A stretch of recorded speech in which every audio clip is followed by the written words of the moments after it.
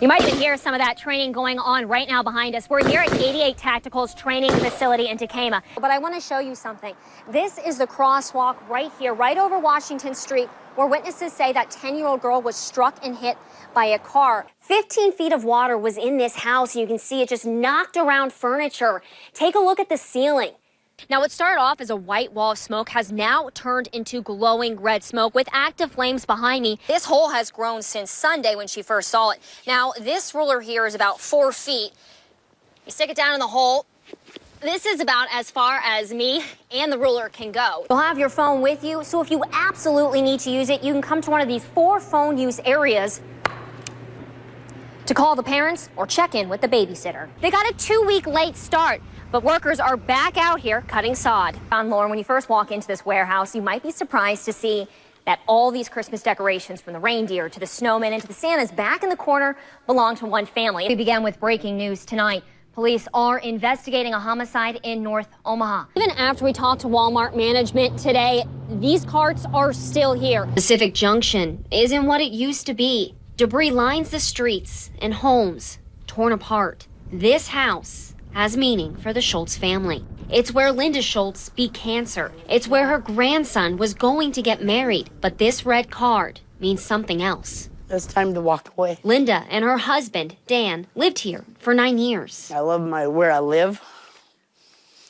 but I can't stay here. This is a pretty nice kitchen. The thing is, it looks completely different. It was absolutely destroyed by the floods. 15 feet of water was in this house, and you can see it just knocked around furniture. Take a look at the ceiling. The water got so high, it took out the insulation and fell to the ground. Now, this house, we're told, it's going to have to be demolished. We've heard people on the news saying we had 24 inches of water.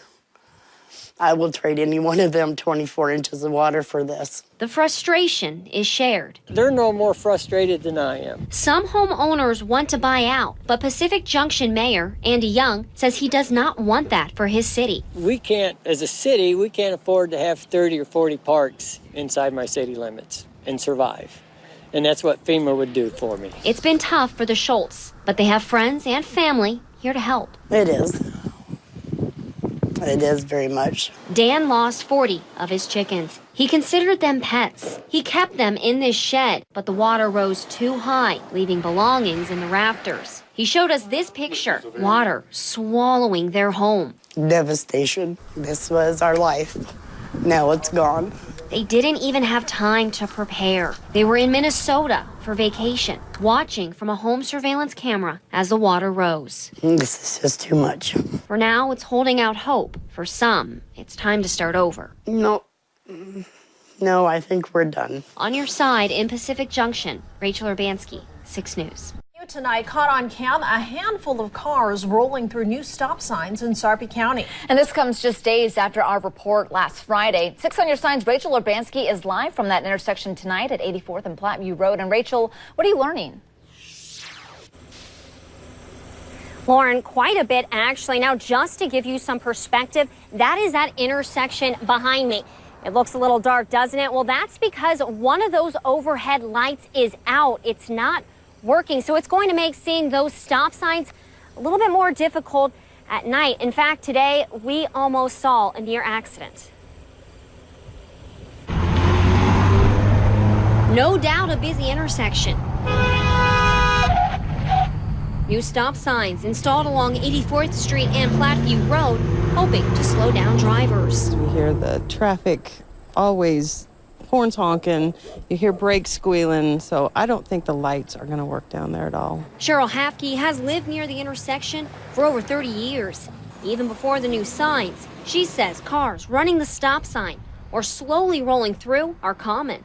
We've had deputies trying to give it a little extra attention, and I just talked to a couple of the deputies, and there is a problem with some people running those without coming to complete stops. So we're trying to give it a little bit of extra attention. 6 on your side stood with Lieutenant Dan Golda with the Sarpy County Sheriff's Office. We watched car after car roll through the stop signs. Our GoPro capturing it all. That car didn't stop. And neither did this one. Yeah, after that red truck didn't stop. You're required to stop behind the stop sign.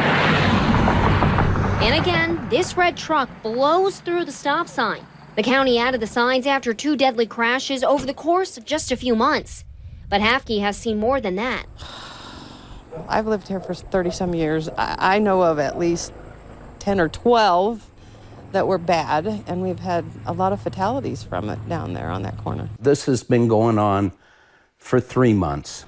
3 months with no mail and no explanation from the post office is too long for Marty and Shayla Liebentrit, as well as some of their neighbors. For Katie Droris, she says it's been almost 8 months. They just keep saying, we don't know. And we've called Consumer Affairs, and we're not getting any responses.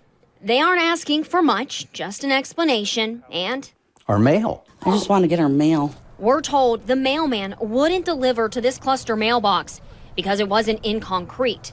Almost 3 weeks ago, the concrete padding was installed, but still no mail. Nothing's happening. We're told that the mailman delivers to the last independent mailbox and then turns around, ignoring this mailbox. We caught the mail carrier in the act. When asked, she said she didn't know and that this wasn't her usual route before getting in the car and turning around. Shayla yesterday called the post office, held for an hour and 10 minutes. They knew the case after she gave them our name. I then called. I was told by a representative they had no idea this was happening.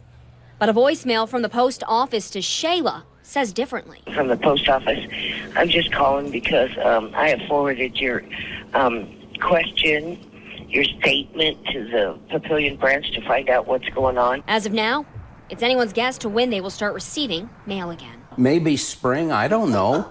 We don't know. We keep asking. Reporting with Nick Bohan, Rachel Urbanski, 6 News.